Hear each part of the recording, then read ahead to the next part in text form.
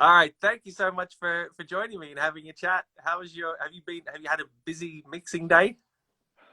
I did, but I've been training. I'm going to be racing again. I used to race for 10 years on my bike. So today was more like a training day. So I mixed the song real quick in the morning, and then I did a couple hours on the bike. And Right. so I'm back. I'm ready. Well, thank you again for your time.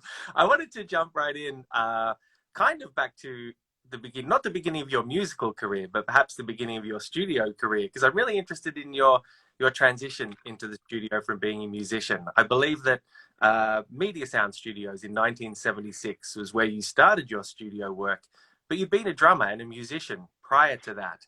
What was the transition from musician into studio? Was it clear, or did it take a while? It was very clear. I just wasn't good enough as a drummer. I was in a I was in a cover band. I had my own band. It was a horn band, 6 piece, maybe 7 piece, and we were a cover band. So we were in the Midwest. I just graduated, and we'd had our band, and we just went on the road all over the Midwest, playing a lot of gigs for a couple of years. And I was good, but we were a cover band.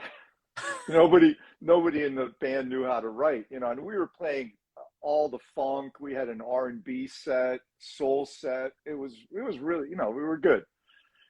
But a couple of years of that, and depending on 5 or 6 other people for my success or failure, Right. I was like, nah. And the whole time I was actually recording our rehearsals. I had learned on a TAC 2-track with 2 microphones, and I got good at the balance just because they'd yell at me. I can't hear myself. I can't hear myself. All I can hear is you. I was the drummer. I go, yeah, well, I'm the loudest guy. So eventually I learned how to balance. And then when we would play the clubs, uh, I would take I had a cassette recorder, and I would record all our rehearsals. I mean, our gigs, along with the TAC for the rehearsals and the cassette player for the clubs, and I learned, I learned a lot just from doing it that way. Yeah. So how do you then end up at Media Sound? Because there were some amazingly big producers that worked there and that you assisted as well. People like, Bob Clearmountain and Ed Stasium and Tony Bon Jovi. How do you end up in their orbit? Well, I got a job at Media Sound.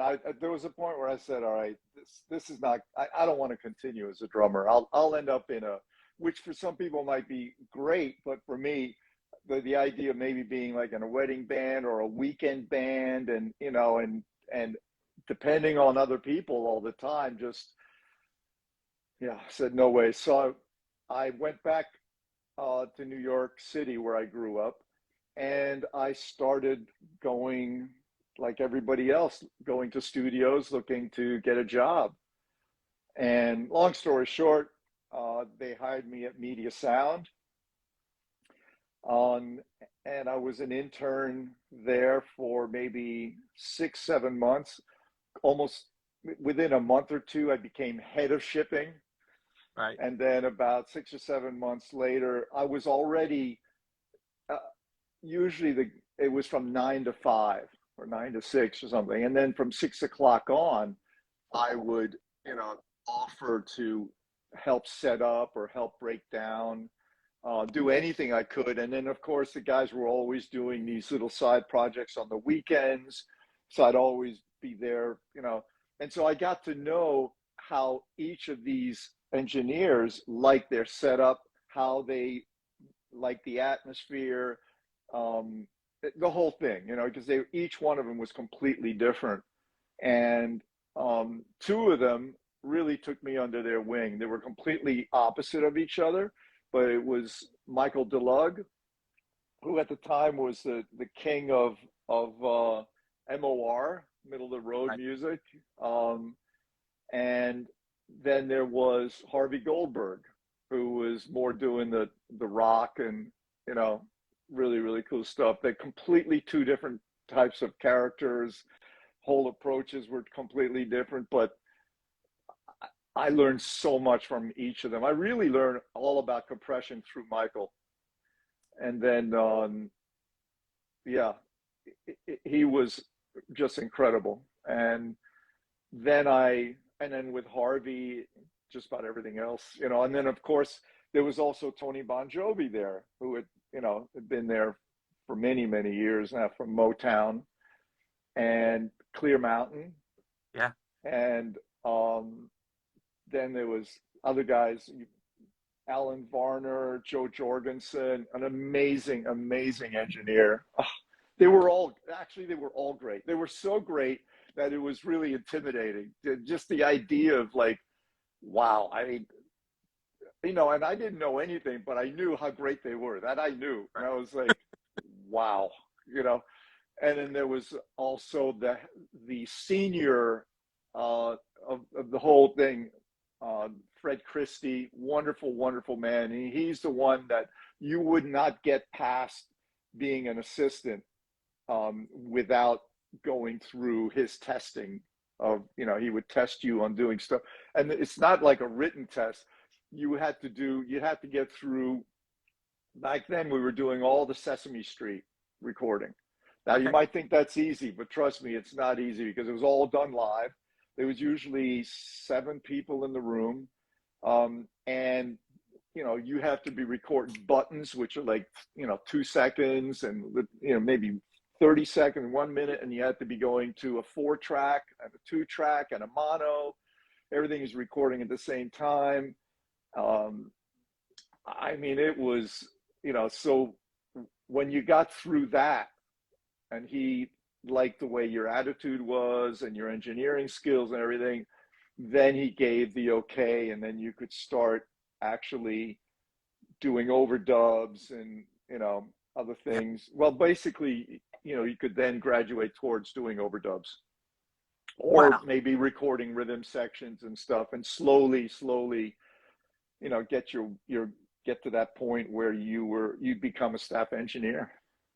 Yeah. What an So incredible yeah. learning ground. Did Oh you yeah, it was great. You mentioned Michael and Harvey there in particular, and Michael was important to you and learning about compression. But just in terms of observing how all of these incredible producers worked there, what did you observe about the way Bob Clearmountain worked, the way that Tony Bon Jovi worked, or Well, that you took in you know, you're yourself?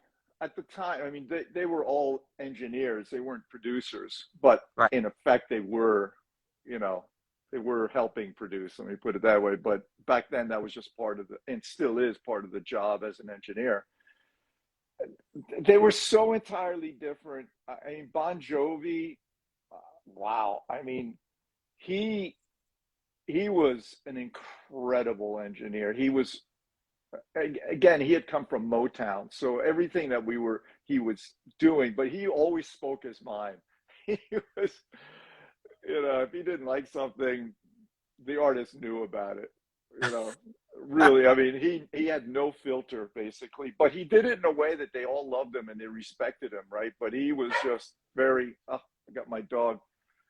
Hey, sorry about that. Right. I figured I asked them not to bark. I let them out, but one of them always has to have her way. Anyway, at one point I may have to get up and let her out. That's all right. Um, and and then Clear Mountain, just really smooth. Just he was so technically, you know, advanced. I mean, again, we're only analog, but he's the one that helped design the 8068 Neve console with a Cheromonti. It was called his actual name is Cheromonti, and there's a Cheromonti Direct. That whole thing where you just hit direct and it goes right to the multi-bus. That came from us. That came from Clear Mountain, and that became a standard. Yeah. But there was just, and the sounds were incredible. And I didn't mention, well, there's so many other engineers too, but um, what I was going to say is uh, Godfrey Diamond was just, you know, if Clear Mountain did it one way, Godfrey would do it another way. You know, Right. he would get a drum sound if you put the mics on over the toms and got it great. You know, Godfrey'd say, I could do that, you know, underneath the toms and get a great sound. There were no rules, but everybody was always just so creative.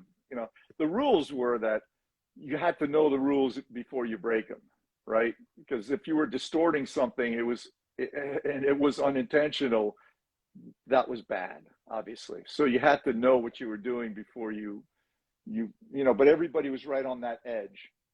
You know, we knew where that sweet spot was on the 8068, and we pushed it right there. We knew how far to push the tape. We knew how far to push the machines. You know, and that's the way it was done there. There was nothing safe or polite. You know, it was all like very, very creative, and it was the energy and the morale was incredibly good. Yeah, you know, it was an incredible. Let's see. So I started in '76. I was staff engineer by '78, and I left in '84. Mm-hmm. So during that whole period, um, it was 7 days a week. I totally forgot what weekends were like, what a Sunday was like, you know, and I would work double shifts. I would do, not all the time, but commercials were always done between 9 and 5. And there was 4 rooms there: Studio A, Studio B, lounge. And then, well, it was mostly those 3. And then there was a smaller one called Mm. C. But they, you know, they were just always cooking. And during the day, all commercials until 5 o'clock, because all the musicians would get doubled and triple scale doing commercials. Right. So nobody's going to do an album regular scale, right? Because everybody, it was all studio musicians back then. They were very rare that a band would come in. I mean, that started happening more and more, but you know, it was usually all the records being done were done by studio musicians. So from 6 o'clock till 2 o'clock, all the same people you saw during the day were there at night. You know, like Schaefer, Will Lee, Alan Schwartzberg, Jimmy Young, Tropez. Oh my goodness, Steve Gadd, Bob Babbitt, great Wow. player who had come over from Motown. You know, when Detroit had moved Motown to L.A. I mean Hitsville, but same thing. Yeah. And then so many great musicians. And then there was, you know, there were all the great trumpet players and all the, you know, they were all there. I mean, it was just you got to know them all very, very well. You got to know how they like their balance. You know, Yeah. you had to set it up because you know, trumpet players were a tough crowd. And, you know, and the string players were a tough crowd too. But you know, but they were all, you know, we were all one big family. We saw each other twice a day. You know, and then Nice. all the background singers. You know, that's how I met Luther Vandross, because he was there twice a day. You know, Wow.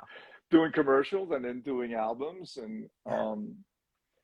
it was a great experience. And the we got so good. We just got so good at engineering, because you're surrounded by great engineers. You Mm. know, and so assisting all these guys, because I was assisting, I mean, the guys who liked me, you know, used me the most would have been Michael and Harvey, but I would do Clear Mountain, I would do Tony, I would do everybody, but everybody, you know, they all had their own special guy, you know, or girl. Mm. There was only a couple of women at the time. It was hard. It was hard for women, period. I mean, I could get into that. It was so much Yeah. stuff was going on that was just unfair, not from the studio side, but from the musicians. The mentality back then was, Sadly, I don't think a lot of that's changed. yeah. Well, I don't know. I mean, there would be one musician. I don't want to get into all that negativity, but it was, you know, it was a big group, Sure. and you know, and the way you would learn, I mean, to me, it was like shopping.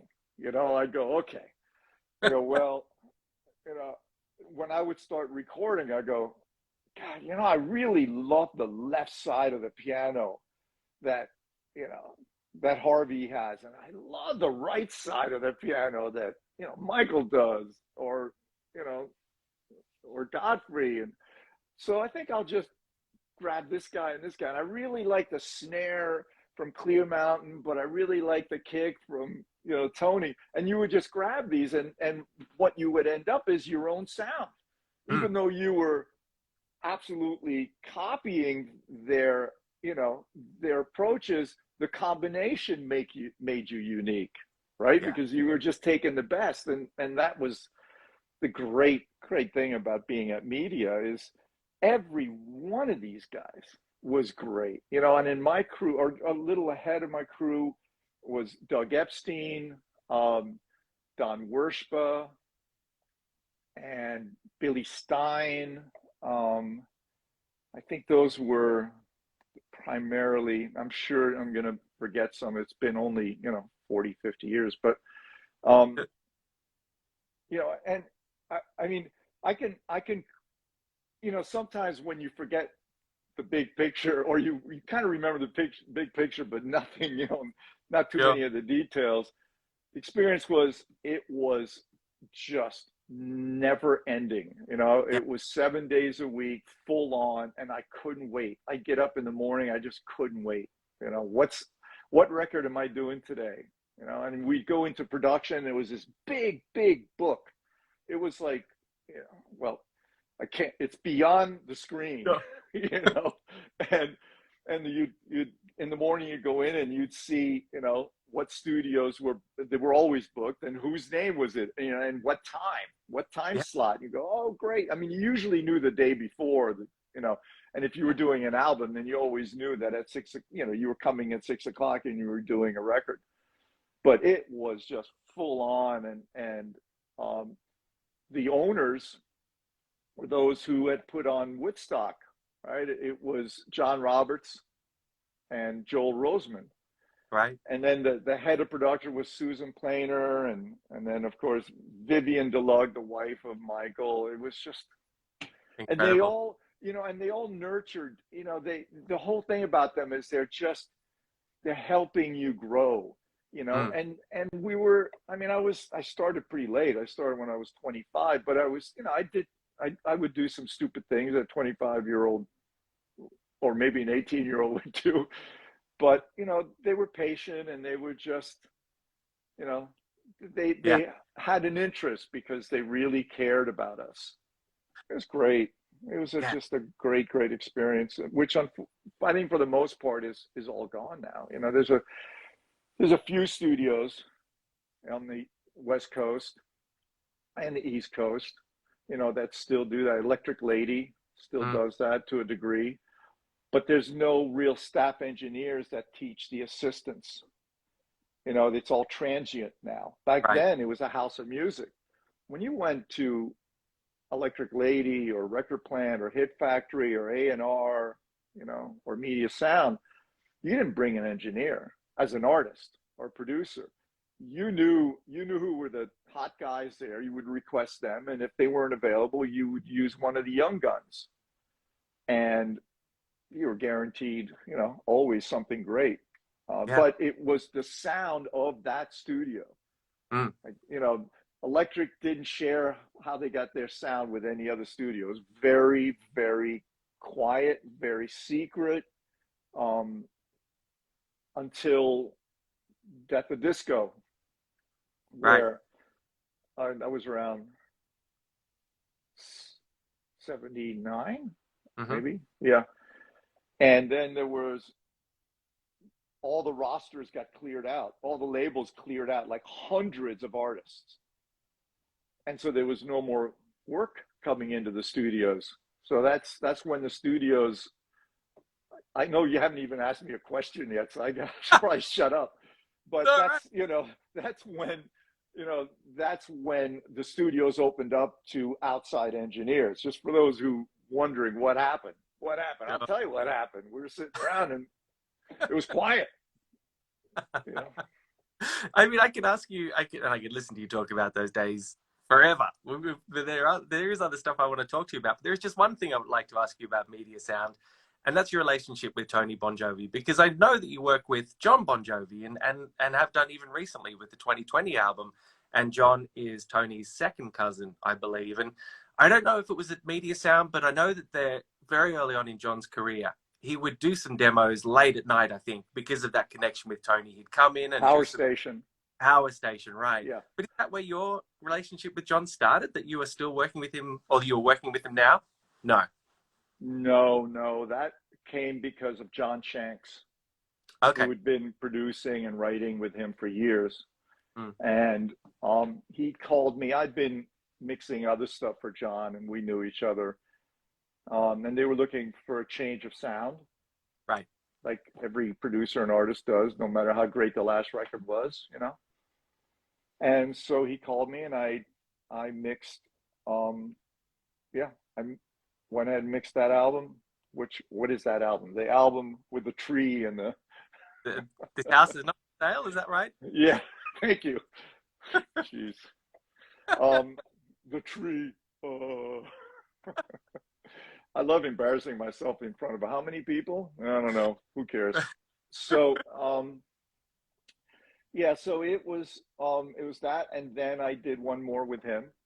Right. The most recent one. So, yeah, no, my relationship with Tony was, as an assistant. Yeah. He was he didn't mince words. you had to know what you were doing, and it was funny. I mean, he was still living at home. I don't know.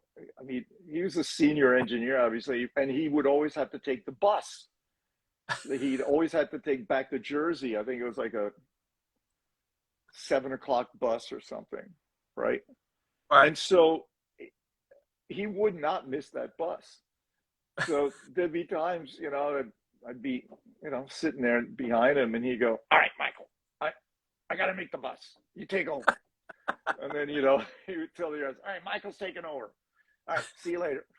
And the thing back then is that we had Dolby, but it didn't switch over automatically. Like when you went into record and stuff, it didn't switch. You had to do it manually. And I'd be like, "Oh my God, is this what you do?" Just like, I don't know how many times, either when he put the Dolby in, it got real dull, or when he put the Dolby in, it got real bright. Who knows what happened? But I think I survived those days. But he would just, say, "Okay, I'm leaving. I gotta take that bus now. I'll see you. Bye." That's it. He kind of talked like that. He was like very sharp and quick, and but what a brain. I mean, and what I learned from him was about finding the hook, always finding the hook. He could take a song and he would just cut it up, and he would make the most incredible single by just rearranging the thing with the 2-track. He would just cut in some, he might start with a chorus and then go into the verse. But also the greatest thing he would always say, and I wrote these notes. I found my little, loose leaf or a spiral, book from that. And he would say, always, no matter how shitty a song might be performed, there's always something. There's got to be something in there. Find it, make it loud. So that you don't notice all the other stuff that's not so good. He goes, even if it's just a really cool hi-hat and that's all you got, it's a really cool, make it loud. I was like, I have kept that, in my brain ever since then, because he's right. Make it simple. Yeah. And just bring out the good elements. And if something's not so good, bring it down, sleight of hand. Divert the attention to something else just for that moment, and then you can bring it back up. Yeah. One of the things that has defined your career, and this is a broad generalization, but that has defined your career since then, is the fact that it's very difficult to pigeonhole you. You look at the artists that you've worked with, everyone from Dream Theater, the Pet Shop Boys, to Luther Vandross, Aretha Franklin, Coldplay, John Mayer. It's not like you can say, well, Michael Brauer does this kind of music. Was that ethos established back then, or is that something that you sort of came into as you went along? No, I decided from an early early career point that I wanted to go after all the greatest singers in the world. That was my goal. And and then I realized that I was going to keep changing when I had been doing nothing but R&B for Mm. like 4 or 5 years, and working with Luther was great, but and Aretha, these were all great records, but it got to be repetitious. It was like the groove, everything was the same, and I was doing 20 versions, you know, 20 different songs, but they were all had the same exact feel. And the ballads, everybody was doing ballad. I could do a ballad, I could mix a ballad soup to nuts in 45 minutes. I'd be done because I still can do a classic R&B ballad that ends up with the big snare and the I Yeah. mean, maybe today that's not the right sound, but you know what I'm saying? It's like that whole ballad sound is that whole build of a ballad and all that. That's just, it's ingrained in my head. Got I started getting bored. And then when I stopped working with Luther, I was like, I just want to do something. I want to move towards something else. And I'm sure as many of you guys and girls know that everybody's always trying to pigeonhole you. Labels are trying to pigeonhole you. Everybody's trying to pigeonhole you. So um, it was no different for me. But I didn't care because I cared. But that wasn't going to stop me because I really, really loved, at the time, I loved recording and mixing. The mixing had to be part of it. And then I thought, well, I'll give it a shot at production because everybody kind of does it. But I don't think I can be a producer because I don't know how to write a song. And when I worked with the great producers, the ones that were producer engineers, as opposed to the producer songwriters, to me, they were always the ones that really came out ahead in Mm-hmm. my mind. Engineering for them is like, to me, that's the secret, or that's the formula. You have to be a songwriter Mm. because you're going to have to help write this song. You got to rearrange, you got to put in a bridge, you got to fix the lyrics, you got to, you know, as opposed to just being, always self-sufficient bands. You're not always going to find those. So Right. I knew quickly that there was a point where I just thought, well, I'll produce, which I did for a couple of years, and I had some success, but I really wanted to mix it. After I engineered and produced it, I just wanted to mix it, And then I think when I did the Stones Steel Wheels, that was, for me, that was a point where I was like, okay, I just want to mix. Now, how did I get to the Stones? Because I wanted to move away from R&B towards R&B rock. Mm-hmm. And my manager at the time was managing Chris Kimsey, who was producing the Stones, and they were running short on time. So they called me to mix one or two songs. That turned into pretty much the whole album. Um, that's fate. I mean, and like anything else, I was ready. Right. You know, you Yeah. have to be ready, Were they but there you with you? also have to just think in your mind, I got to get this. I want to get this gig, but I was always looking towards something new. And when I started doing the Stones, I had to basically drop all my slick R&B sounds, man. The first time that that Mick and Keith walked into the room to listen to the mix I had done, they kind of was like, Michael, turn off all your compressors. I'm like, oh, what? What? That's my security blanket. Take them all off, you know. Wow. And so What I was gonna say, what an incredible lesson! Just that lesson that adapting, I suppose, different yeah. music, different things. Excuse me, 1 second. Clementine, goodness sake. This is going to happen during this podcast. That's At some point, I'm going to have to open the door so they can just go out, and then they're going to bark on the way back in. But that's the that's a, life of having two dogs up here. So, um, so yes, so I just found it really, really exciting to start working towards a new sound. You know, right. developing something and you know, getting to that point where I was still you know, there's certain things about yourself as we, all of us as mixers and engineers that we can keep. And for me, it was my vocal approach. You know, for me, it was the way I played the faders. I played it like a keyboard. I was I always in my mind felt like every mix was actually being performed on stage. Like Mm. I was playing all the instruments, right? Right. I was the you know, the most incredible guitar, air drums, air vocal, you know, but I had my hands on it, you Wow. know, and so I could, and I would ride, and so you hear all those early records, even like Luther, every 4 bars, there's something crescendoing, there's something moving. All, and back then it was all manual. There was no automation yet. That came years later.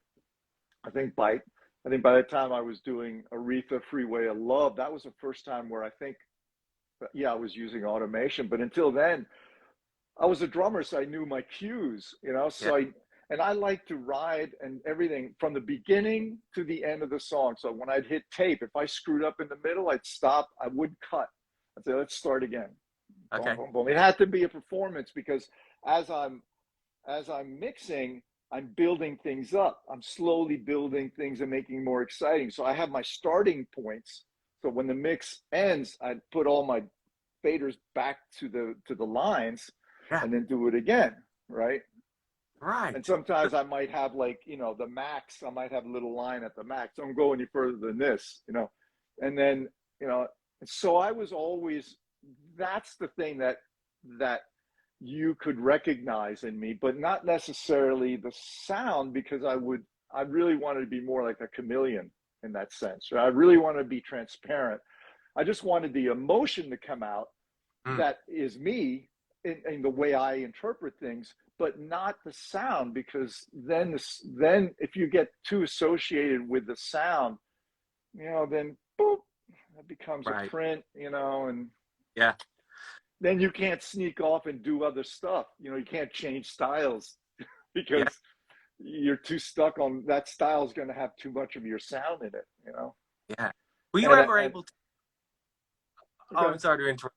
I'm going to say, with those some of those artists you've just mentioned, were you ever able to, just for a minute, just be a fan and just solo Aretha's vocals or solo Keith's guitar and just have that moment yourself to listen to that? Yeah. I mean, um, wouldn't any of us? I Of remember, course. and I have a picture somewhere. There was a point, I think I was 4 days into mixing Steel Wheels, right? And I'm looking at the track sheet and I'm like, I just turned to my assistant. I'm like, I'm mixing the fucking Stones. I was like, how cool is that? You know, it's like, wow. You know, the dreams are coming true. I mean, I was in a band playing the Stones, and now I'm the first one to hear this song, and I'm mixing. Uh, it was just same thing with Aretha, you know, just like I'm, I'm recording and mixing Aretha, and I've got plenty of Aretha stories. She used to call me Maka. Maka. Sometimes she'd get upset at me. Maka, don't you be coming out here no more. I loved her. We called her Ray. Why is that? that was her nickname, Ray, Okay. as in Aretha, Ray. Sure. But there were, and all those records were done with Luther producing. They Mm, were just, it's just, you heard like living the dream. I mean, I envision these kind of things in my mind, and then they would slowly come together. I mean, why not? Why not imagine things that seem improbable or impossible? What do you got to lose? You know? totally. Totally. So, I always, but again, I did the Stones and I was doing a lot of the R&B, and then I went to really like towards more like pop rock, and really, really got really well known with doing a lot of success on that. But that was a tough one to get out of because, yeah, once grunge came along, anybody had been doing pop using reverb and stuff, it was like, oh, we don't want him. We want, Right. Did you have to we deal want with that? Andy. Yeah, yeah, it was horrible. I had to, I was like, I'm a mixer. Yeah, but you're a pop mixer. I'm like, well, when I was an R&B mixer, I wasn't a pop mixer, and when I was an R&B, it was just, you know, yeah. So it was tough. I turned off all my reverbs. I turned off my echoes. I basically, it was just, it's okay. I survived it. Mm, And then, but in the meantime, while I was going through all of that, I was like, okay, I really have to change my sound again. It's time to do it again. Right. So the timing was kind of the same. It's like I was enjoying that whole sound, but I had taken it as far as I could. I'd already started the whole Brauer Eyes thing, or the multi-bus at the time. I was developing that. It was working like a charm. Um, and then, you know, then just like the bottom fell out, and I had to, like, nobody wanted that sound. So and during that time, I started really working towards another approach, which was a lot more difficult than anything I had done, because I really had to drop a lot of stuff. It had to be mm, more organic and stuff. And my best friend, who at the time was head of A&R at Columbia, David Kahn, um, he was hiring me to mix all types of stuff, and he would sit there, and he would just hammer me with, like, no, turn that off, turn the reverb off, make this more natural, make this more organic. And it's through him that I actually learned the whole vocal chain, where I make a vocal by bringing up different sounding compressors, although mhm, none of them are really compressing, but each one has a different part. I learned that through him, but he was still using it. It would be pre-compression, because he would ride the returns. And had gotten so much into mixing into compression that I did it my own way. But still, the philosophy of building a vocal sound was from David. And then, you know, skip a few years, and suddenly I get the Coldplay gig, and my sound was right. I was there. I was ready for it. Right.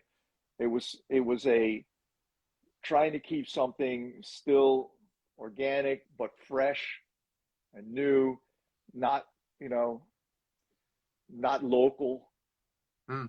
um, and localized to the country, and but still maintaining. So I'd been going to England so much, working there. I knew what what the English loved. I knew that sound, and I loved it too, right? Because I grew up with the whole British invasion, so I knew what the mid range should sound like, how exciting and stuff.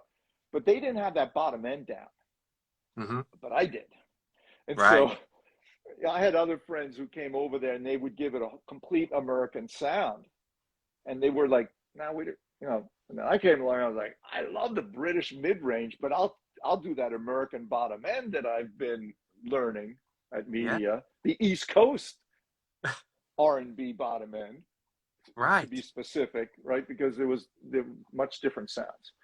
And, you know, and then I had that British, and they were freaking out. They were loving it because I would just go crazy with their, you know, their production, because the production was all about exciting sounds, you know, Mm. one or two little elements that would just stand out. And I love that stuff. So I had a lot of success during I don't know, for 2 or 3 years, 4 years, where I had almost like 10% of the charts. You know, I was just, and I was still bike racing. I would bring my bike, I would train, I would, you know, I'd party until, you know, on a Friday night, I'd be done at maybe around 9 or 10. I'd go to the club with my friends till around 4 o'clock. I'd come home, I'd sleep for an hour, I'd change, I'd get on my bike and go for like 40, 50 miles. Wow. Do you think that the bike, that other discipline, did that help you with your mixing? Did that just give you Oh, something else to work? totally. Oh, no, no. I think really everyone should have opposite disciplines, right? Like for me, as most of us, when we're in the studio, there are no windows, and it's solitary, right? Mm. It's just your brain and your hands. Well, for me, it's my hands. Others, it's, you know, a mouse. Right. Um, but with biking, it was the total opposite, because I'm outside. It's physical, and it's a chess game, because us winning is depending on the other guys on my team. And so, you know, there's a lot of thinking going on. It's really, really physical. And it's just the complete opposite. And here's the most important thing, too. We all have been in a situation where we cannot get this mix right. It may be the bridge just never comes together, or this song just doesn't come together, and you start over again and you're building it up.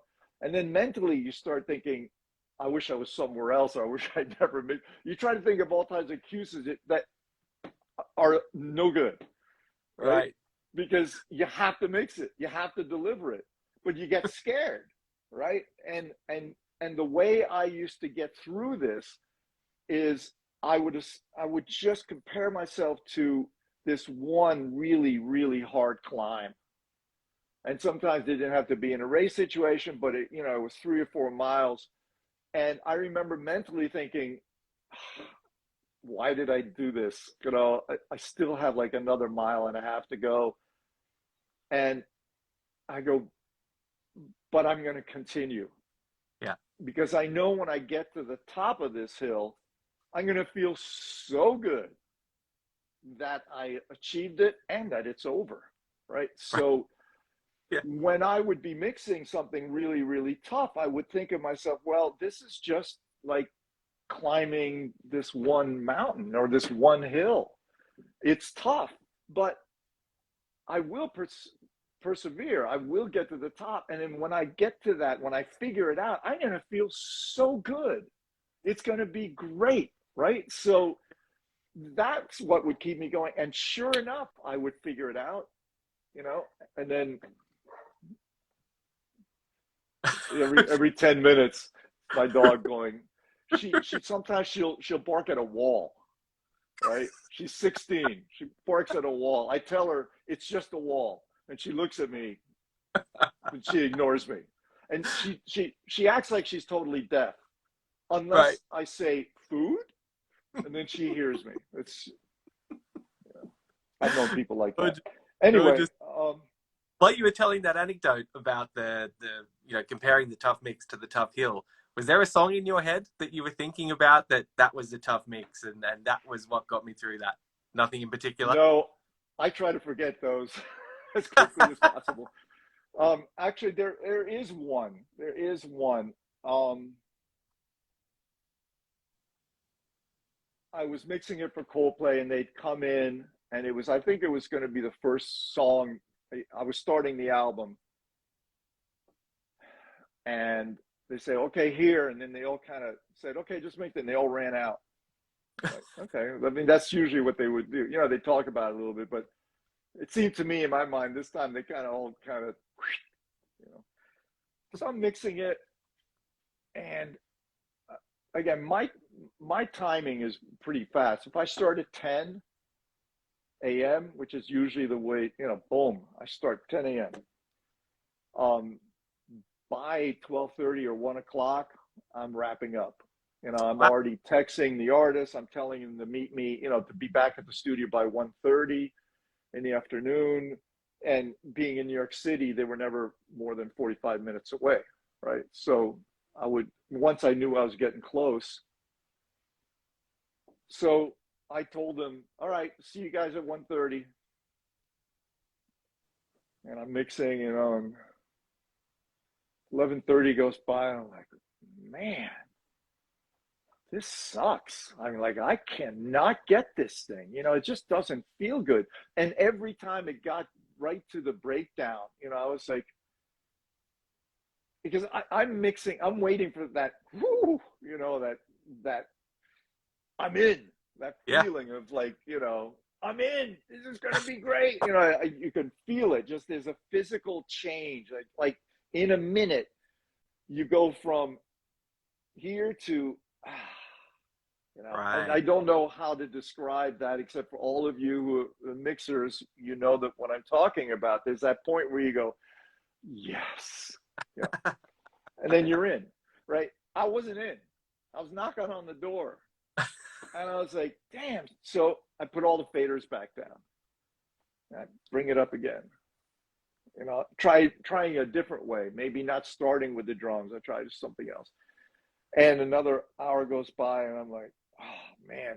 I text Chris, you know, make it 2:30, right? So I'm mixing.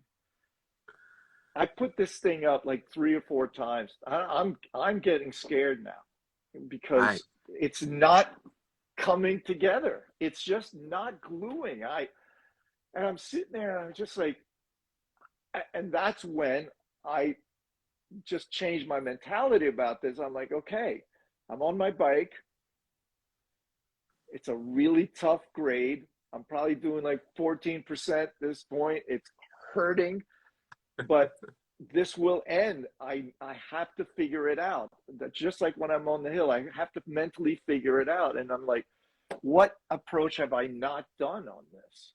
Right. And I thought, okay, I'm just going to start with just the keyboards and the synths and Chris. I'm just going to start from there and work my way down because I've tried everything else.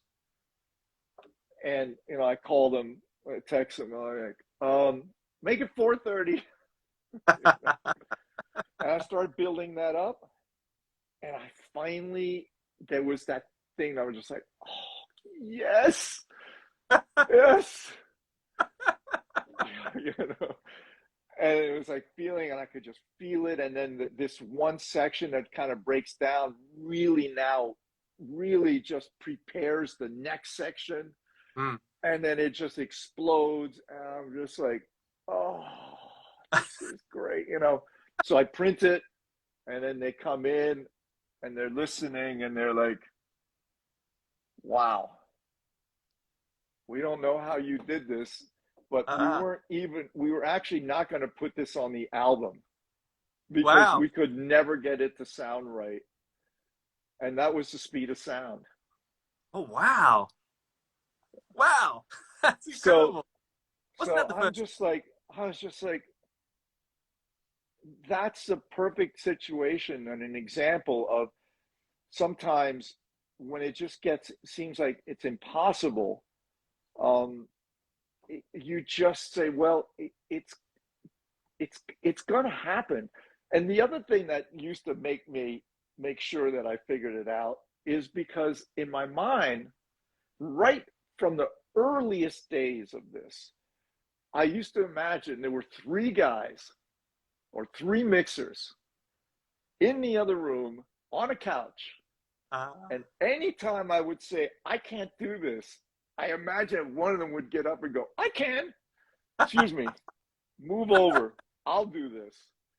And so from an early age of my career, I would never say can't, because I know for a fact that there will always be somebody who can. That's a fact, right? So, and there would be three of them out there. So if one of them didn't get up, the other one would get up. In my mind, I just had these three great mixers ready to kick my ass at any point. That's awesome. It could have been Sylvia Massey. It could have been, it could have been Spike, or it could have been, but there were no particular names, right? They were just imaginary rabbits, Right. imaginary that would just keep me in check. Yeah. Like keep my ego in check, keep the word using can't. Like, there is an assistant that I have ever worked with that will tell you, never say can't in front of Michael. And I don't know that word. You get that out of your dictionary, cross it off, never use it, and you'll be much better for it. And it's true, because if you use that word, then you got your excuse. Boom. It's like, in a bike race, it's like, why don't you just stop pedaling? Mm-hmm. It hurts so much right now. Just stop pedaling and you'll feel better. Well, I'll feel better for about a minute, and then I'll know I have just quit. Right. Right. That's such a great how good is that? Doesn't feel good. That's going to last a lot longer than the pain of just 20 more minutes. It happened even today. My coach gave me these, it's still early in the season, but he gave me some really, really hard efforts, and I had to do 8 of them, where I had to do a certain wattage, and then I had to, for 3 minutes, and I had to up it like by 100 watts for like another minute. I had to do it 8 times, and I'm thinking, what am I on now? Am I on 5? Oh God, no. Am I on 6? Like, I can't do one more. And I go, but you have to. There's no option. You have to. And I'm sitting there, and I've got these 2 on my shoulder. You can do it. No, quit. Get off the bike. And then I finally did the last one. I go, I just don't have any more in me. And I looked down, and because it's all on my little Garmin on my computer, it's telling me now you have 30 minutes to recover. So I knew I was done, and I was like,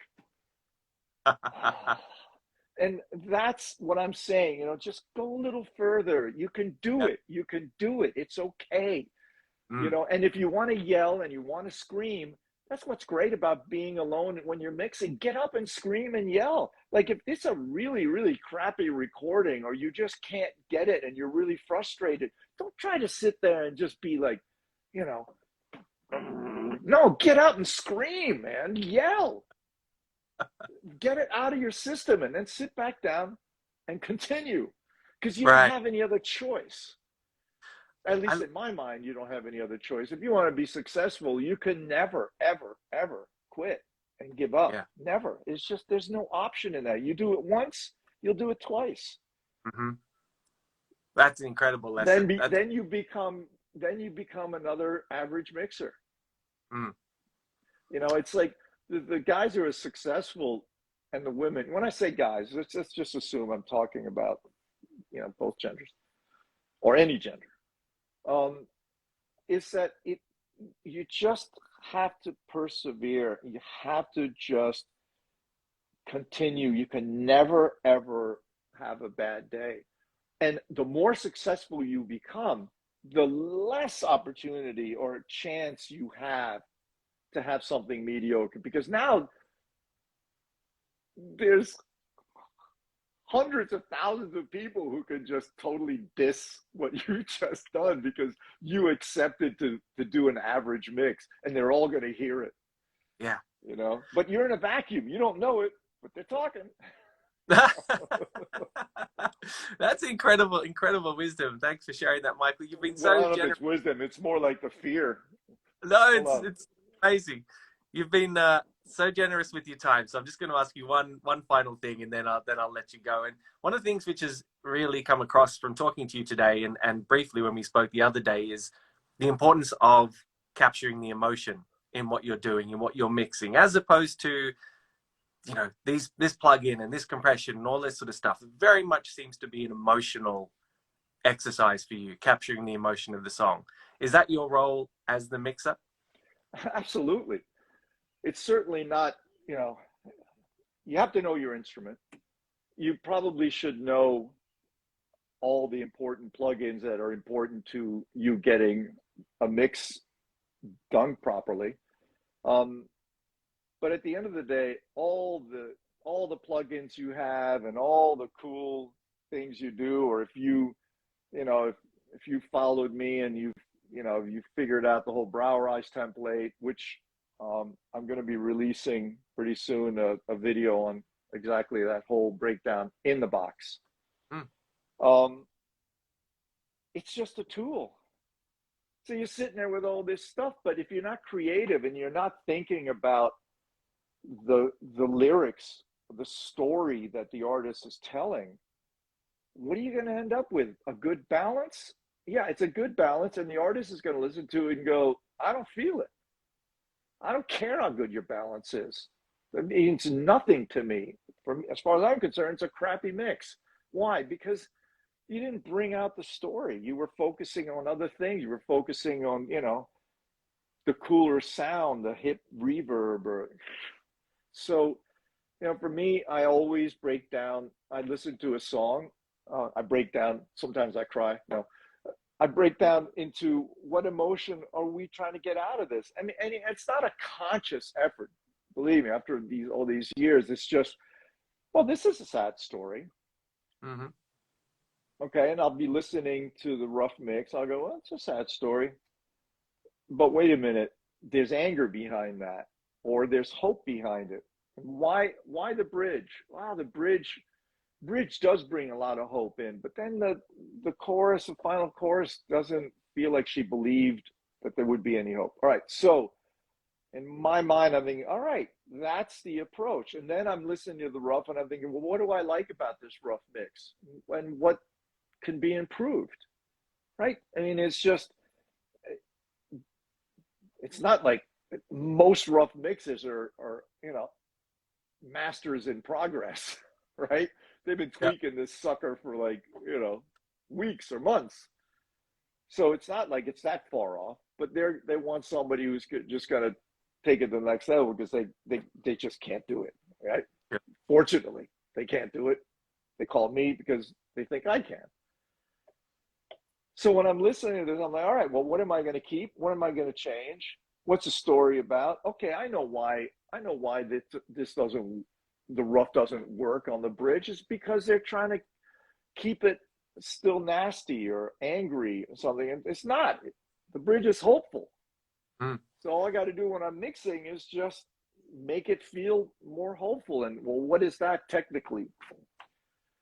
You know, it could be just the way you EQ things that sound more bright with a smile, you know? Right. Yeah, I mean, all of you that you know how to get something angry, you know how to get something kind of dull, you know how to bring a chord out where you get the dissonance out of it, and now it sounds more like a minor instead of a major, you know, just because you're bringing out the, you know, the chord that was supposed to be quiet, right? Part of the chord. So, and you know, I'm not thinking about numbers. I'm not even thinking about what I'm doing.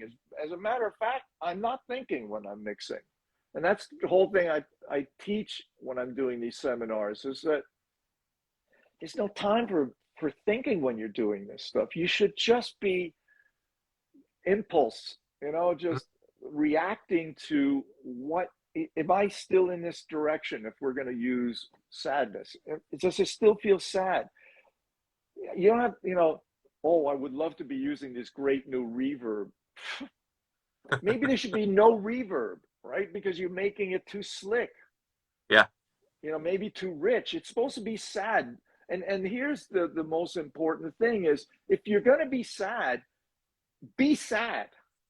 Mm-hmm. Like, we all know what sad feels like. So when you're mixing a song, make sure that you believe what you've just done, that this is sad, not kind of sad. Right. Like, if you're going to be really, you know, if it's a really angry song, you don't be kind of angry.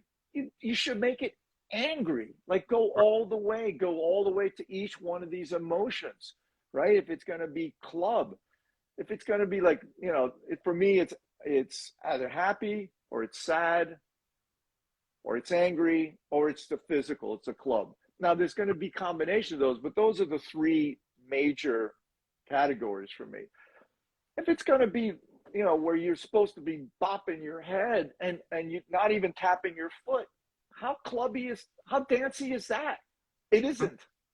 Yeah. Right. So that's, if you're going to go physical, go physical. Don't just kind of go physical. Don't go slicky, so that these are the things that have just always, this just inside me. And then I don't think about what I'm doing.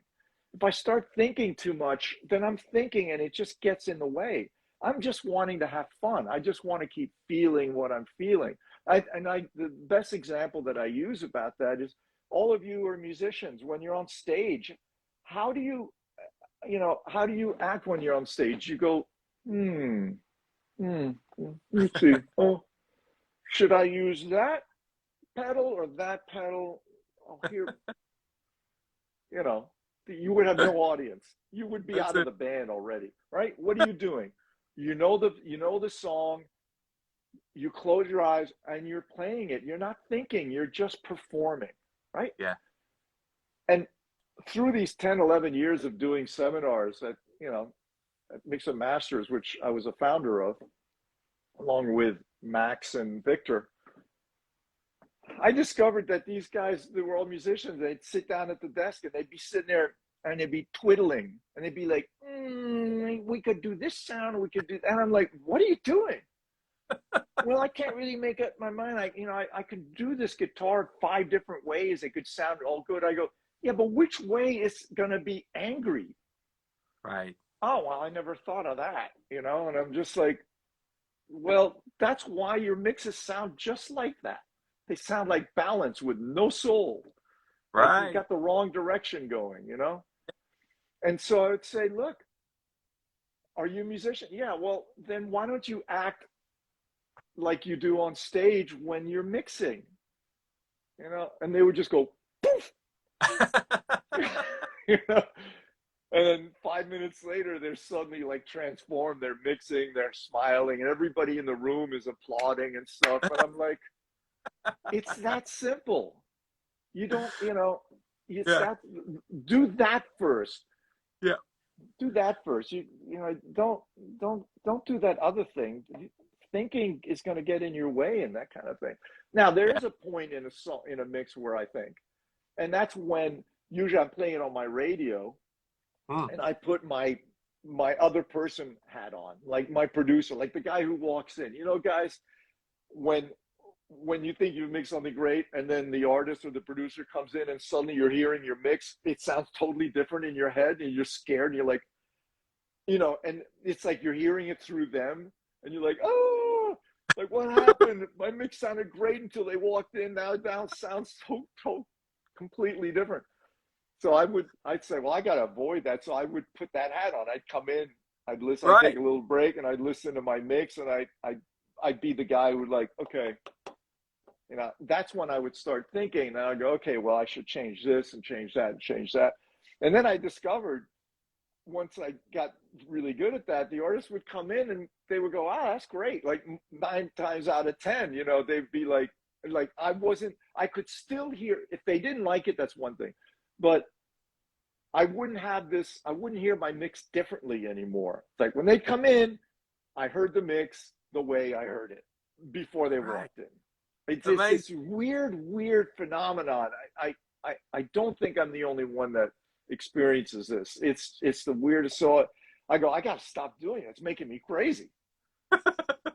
So I came up with, a different way, but that's about the only time where I really am thinking, like, analyzing something. But that's at the end, just to be sure that it's sounding as simple as I thought it was. That's what I'm analyzing. Is it as simple? Are those elements? That Bruce Swedien was the king of, just 2 or 3 elements at any one point. You listen to those Michael Jackson records that had, 200-300 tracks on them. You never heard 203. You heard one or two little things going on. Think of any great Michael Jackson hit, that Bruce did them all. And it always was like two cool little elements and in any one section, right? Mm. So simple. And that to me, that's a good mix, Yeah. You Yeah. start introducing too many elements, and that's when you'll hear the comment, sounds busy, feels busy. It's Mm-hmm. because the brain can't handle. The brain doesn't want to hear all that stuff coming at you. They just want it. Just give me the main elements at once. So those are, those are the things that I've learned. Those are things I keep in mind Yeah. all the time, really. Yeah, that's amazing. Thank you for sharing that. There's just there is a couple of questions that have come up in the chat. I don't know if you have an opportunity, if you have time, just to quickly answer one of them. We could talk for another hour. I've got nowhere to go. All I'm right, this stuck is here. from Arian, and Arian, forgive me, I'm not sure how to pronounce your surname, but your first question is, for a better explanation, I'd like Michael to tell us about his approach in that position without any reference or any other track for compare, just his ears. So I suspect he's possibly asking what happens if you don't have a reference or you don't have mix notes or anything. Oh, if you don't have a reference mix to Yeah. begin with, I insist. Okay.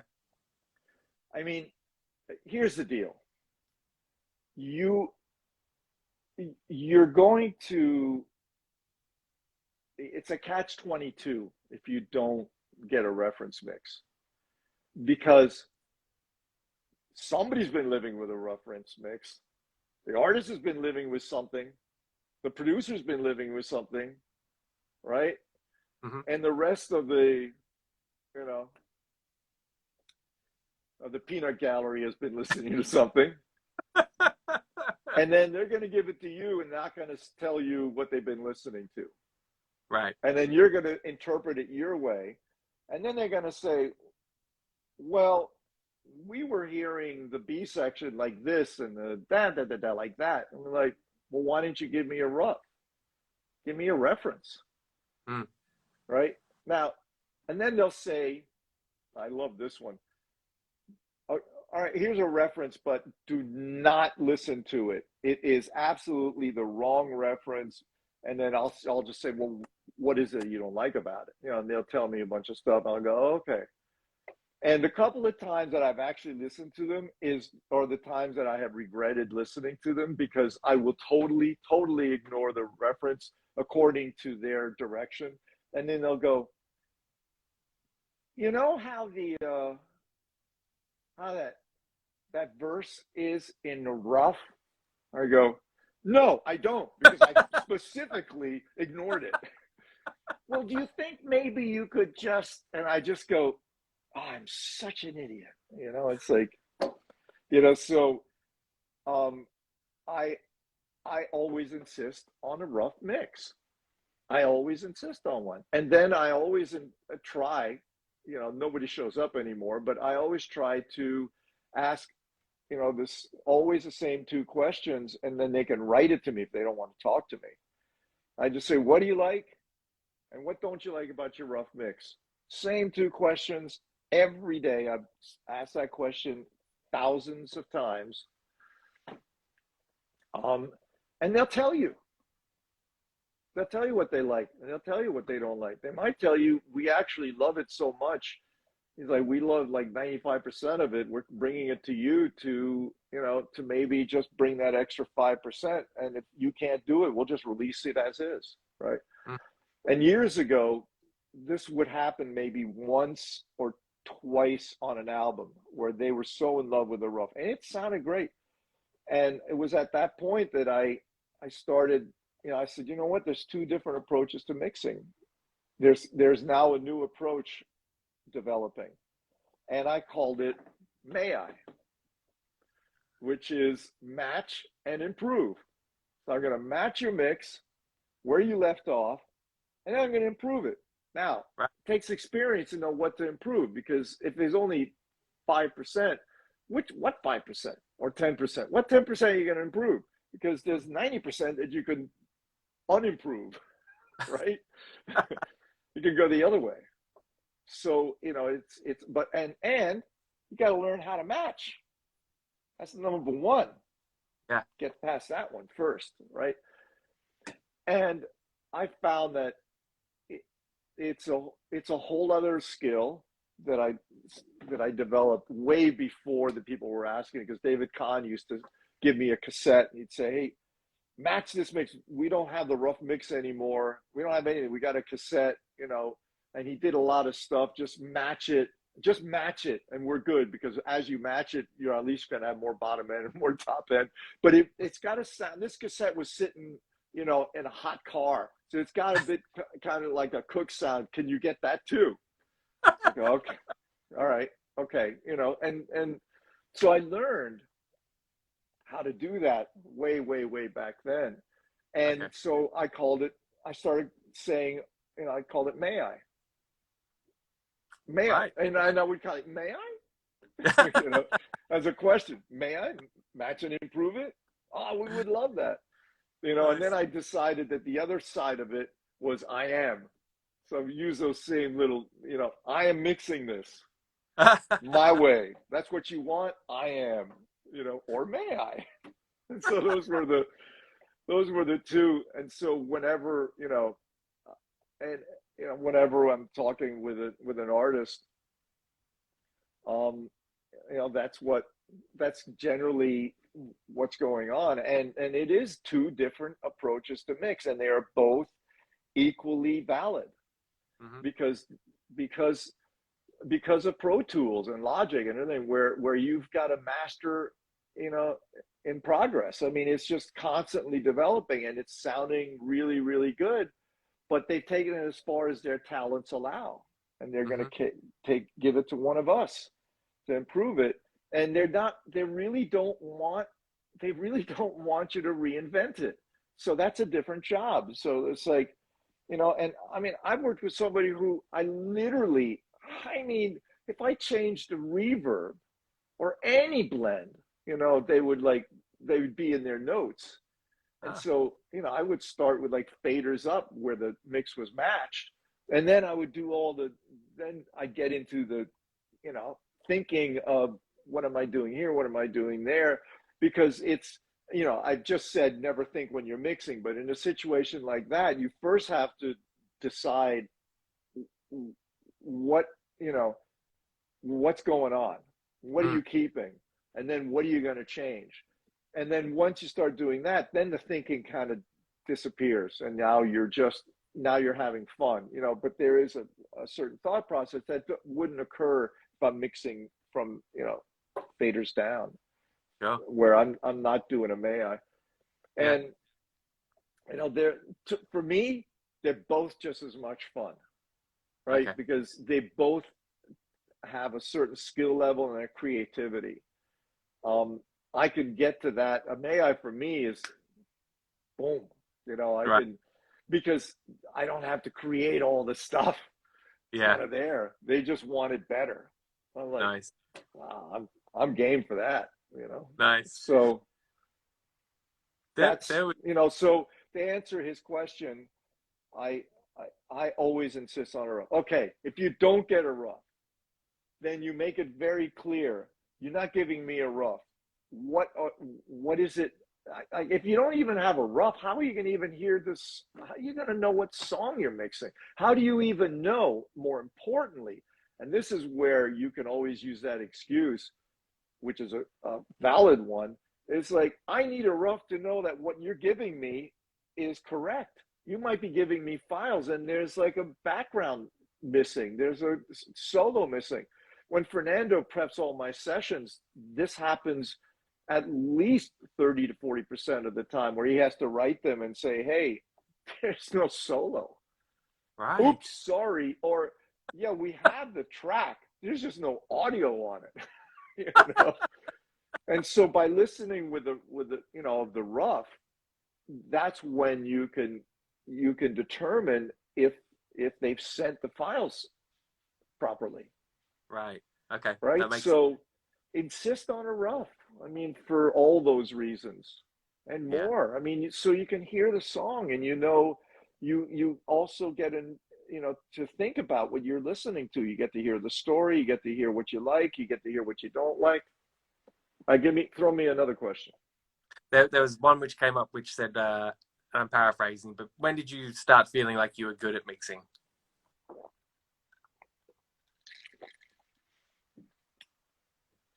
Well, you're not usually the first one to know that. Okay. It's usually other people that tell you that you're good, right? Because if I'm good at, you're now starting to grow the ego in different forms, right? So I knew right from the beginning that let me say one thing. I love being in a band. When I decided to stop being in a band, I missed it Mm. because there was nothing like performing in front of an audience. And when the band was tight and everybody was playing together, there was nothing like it, which is why it took me like 6 or 8 months to cut, you know, to disband the band. Mm. Mm. We're breaking up the band because because you know because it just that would eventually leave. But that feeling. So when I moved over and I got a job, you know, at Media Sound, and I started doing right from the beginning, I wanted to keep that. So in my mind, I was still performing, and that made me happy. So whenever I would mix a song, I felt like I was performing in front of an audience. So now I'm getting excited, my heart's beating, and I would stand up when I was mixing, Right. and I would move as if I was on stage. So my mixes felt and sounded very alive because that's how I imagined it, right? Because Yeah. that made me happy. Um, and so, and then if I didn't do a good mix or if I didn't feel good, the audience would be booing me, right? So I don't know. I probably have all types of personalities going on, but they're usually away from me, you know. In that, but so those are the things that you know. When did I know I was a good mixer? Well, it felt good to me, and then you know, my friends would come in at the studio, say, wow, that's really good. And more importantly, the artist would say, wow, that's really good. So then I knew it was good because the artist was happy. Right. That's when you know you're good, when the artist says, this is great, I'm happy. I'm like, well, if you're happy, I'm happy, you know? I mean, that's where it happens. It's, you Yeah. know, you can think you're really good, and then everybody else in the room goes, man, this guy stinks. You know, it's like when, you know, when the only people think you're good is like your closest friends, you know, not so good. But if, you know, if the artist and then the record sells and then you hear all these compliments and stuff, and you know, then Right. you're probably onto something. Right. There was one more question which came in from JPK39, and I think this is going to be very difficult to answer, but it's which mix are you proudest of? Proudest of? Yeah. I've been doing this for 44 years. Give me a break.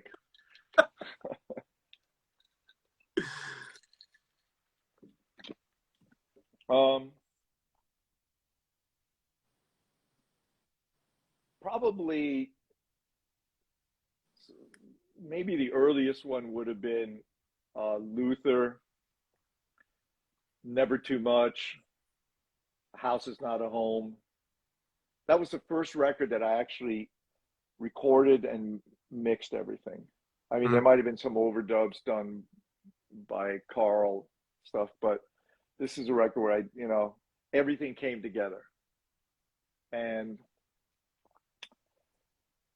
um, those two songs were really, really special because one of them you could hear what I'm doing because I'm there. Obviously, it was all manual, but I always had my left hand would work the instruments like the piano and stuff, and then my right hand, my index finger and my middle finger, there were VCAs, everything with attached to VCAs, but the lead vocal would be on VCA 1 and the backing vocals would be on VCA 2. And then maybe other things that are on the right side of the board, like maybe the strings might be on VCA3. So I had my three fingers on all, but generally I always had this riding the vocal and then the backing vocals, the blending together. Mm. And then my left hand would play the piano. So with never too much, you can hear the piano when Nat Adderley Jr. hits the chord, I'm riding every chord up so you can hear the harmonics because I love that sound, Yeah. that shimmering of the right. And so I'd be doing that, and then my left hand is working, my right hand is working, and it just felt so good. And it's house is not a home. That was just so tender and quiet, and that was Luther did that in one take. He did the whole album. Every song was done in one take. That first album, Wow. it was incredible because we would record the rhythm section and Luther always together. It was all done in Studio B, and he would be in the booth so he could see everybody, and then I'm there. So those two, and then then it just, I mean, I love Vultures. I love that approach to Vultures with John Mayer. That I felt so good because Steve had called me because that was the sound, that was a media sound. Mm. When you hear Vultures, except it's more modern now, right? There's a bigger bottom and stuff. But he called me because he wanted that sound from media sound. And he knew it because I used to see Steve twice a day for Right. years, and he knew all the records that I was doing and stuff. So I'm really, really happy with that. I mean, there's a lot of John's mixes. I mean, songs that I love, but that one, oh, Train. So I mean, but anyway, and then earlier on there would have been Aretha.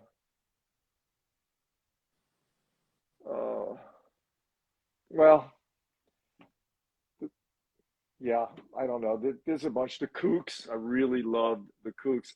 And yeah. another record I'm really, really proud of because this is where I had completely changed my sound. Not completely, but really, I wanted to go after the great indie bands. And I knew that there was no way that they would ever call me unless I really started changing things around. And when Grizzly Bear called me, Right. I'm really proud of that record because nobody recognized me on that record.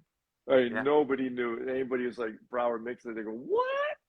And I was like, yes, And that was that transition that I had. The way it works for me is I would every 5 years or so, it's time to switch, right? Yeah. I've really perfected and I've done every type of the best of that music that I could get my hands on. Yeah. And then now it's too easy. Like it's a go-to now, right? Everything is like, I'm in my comfort zone is what I'm saying. I'm in my comfort zone for too long. Right. It's time to get out, right? And so then I start thinking, usually around Christmas time, I sit down, I go, okay, Brauer, the fun is over. What are we doing? And I go, and I would think it I'd already been thinking about it for several months. I started thinking, where am I going next? What am I going to do next?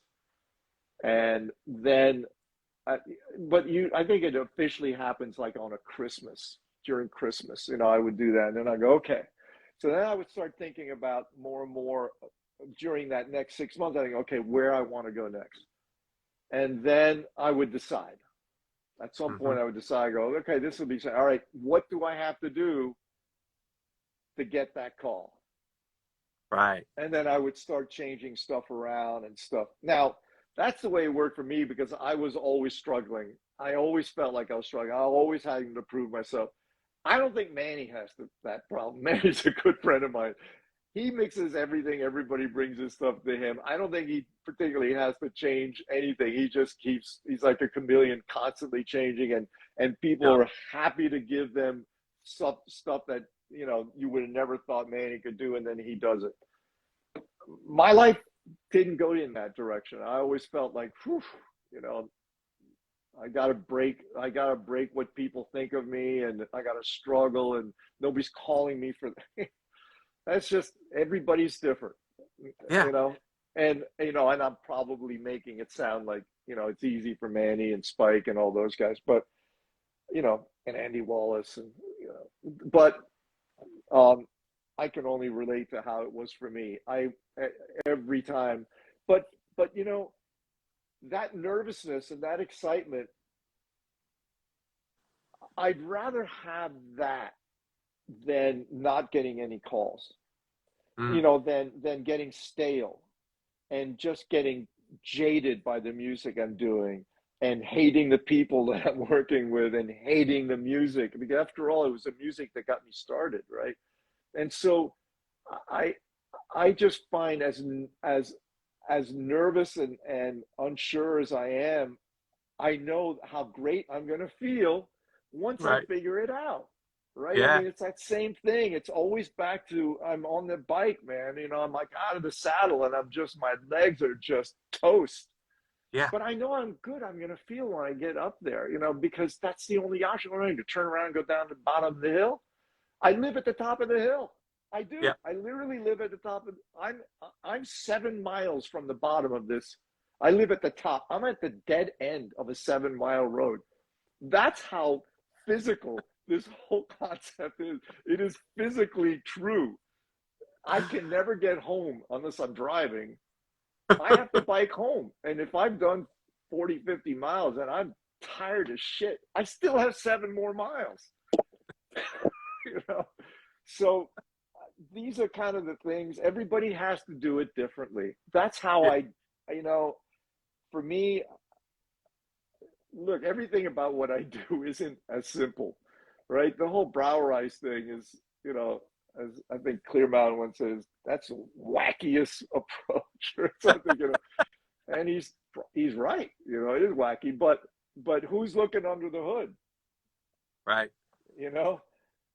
Nobody's looking on the hood. You just want to be able to just drive. And this whole approach, which could be on for another, you know, live session, is just allows you just to drive. And the more creative you are, the better driver you are, that engine is there. That's what I Mm. developed. So, you know, but was it easy? You know, it took years of slowly, you know, I started with one little thing and then I built it up because I kept finding a limit to Mm. my mixing. Because remember, when I decided I just wanted to be a mixer, that means I want to be a mixer, not a kind of a mixer or a mixer of one thing. You know, I want to be a mixer because I love great music. Love, you know, I'm still going after the artist. You know, my Yeah. latest thing has been going after Brazil and finding the great artists there, you know, not necessarily the pop stuff. I really want things that it's just important. I'm always Mm. going after important records. So, you know, when the question was, what's your favorite mix? It's always going to be connected to a great song, Right. right? Because the better the song, whew, the better the mix. Well, Yeah. I shouldn't say it that way because, well, what if it's a shitty song? Is it a shitty mix? No, it's not going to be a shitty mix. It's going to be a great mix. Yeah. But great songs inspire us like they would do anybody else, you know. And if the story is an incredible story, man, you know, I mix with my eyes closed on a lot of this stuff. I got Yeah. my hands. I know where what the faders, you know, belong to, and then I still have my finger on the lead vocal, and I'm riding that lead vocal, and I can't ride it if I'm got my eyes open. So I always close it, and then I can feel the story being told a lot better. Wow. So you know, and again, you know, the whole time we've been talking, I haven't talked about one bit about technique or this approach or that because I frankly I don't care. I mean, if I teach a seminar, I'm forced to, I Yeah. have to. But I've done a video, so just when the video comes out, watch the video, and then I don't have to talk about it because I find it unbelievably boring because I'm telling you how to build an engine. I don't care. I just want to drive it. It's just, I coming. had to come up with this because the approach that I had learned didn't work for me, and I was scared that my career would be over, that I didn't know how to deal with it. Nobody else had that problem. It's just I found the most complicated way to figure it out, but it turns out really good. It's much for me. It's anybody who knows how to work this little tool can find mixes to become extremely emotional. If they're being creative and emotional themselves. Yeah. So Amazing. Michael, thank you so much for all your time, man. This has been such a pleasure to talk with you, and hopefully maybe we could do a part 2 sometime because there's so much more that would be great to talk to you about. But this was amazing. Thank you very much for all your time. I really appreciate it. you're welcome. And look forward to seeing that video. When's that video going to come out, do you think? It's going to be pure mix, and I don't know when because I just did it like 2 weeks ago. Okay. So it still has to be edited, and Right. and then they're going to dub it into every language. And yeah, so if you want to hear me speak Spanish really well, or Portuguese, or Japanese, watch that. No, yeah, I did like 3 or 4 videos for him, so it's gonna be fun. Really, Awesome. really cool stuff. Amazing. But it's a total breakdown on what I do from Awesome. a technical standpoint, which means that Fernando is doing a lot of the explanation. I'm just sitting next to him. Fernando is my, I think the title now is engineer for mix because, it used to be called assistant engineers, but I think today assistant engineers do so much more than just hang around and, so, Yeah. and he is an absolutely great, and he's mixing now, and we're going to be mixing Atmos together, co-mixing Atmos stuff. I'm remixing, I'm doing into Atmos, the James Bay record that I had mixed. Right. And the Ben Abraham record that just came out. So yeah, it's really fun. I'm having a good time. Yeah. Amazing. Thank you, Michael. So great to see you. Really appreciate your time, mate. All right. Bye-bye. Later. Bye.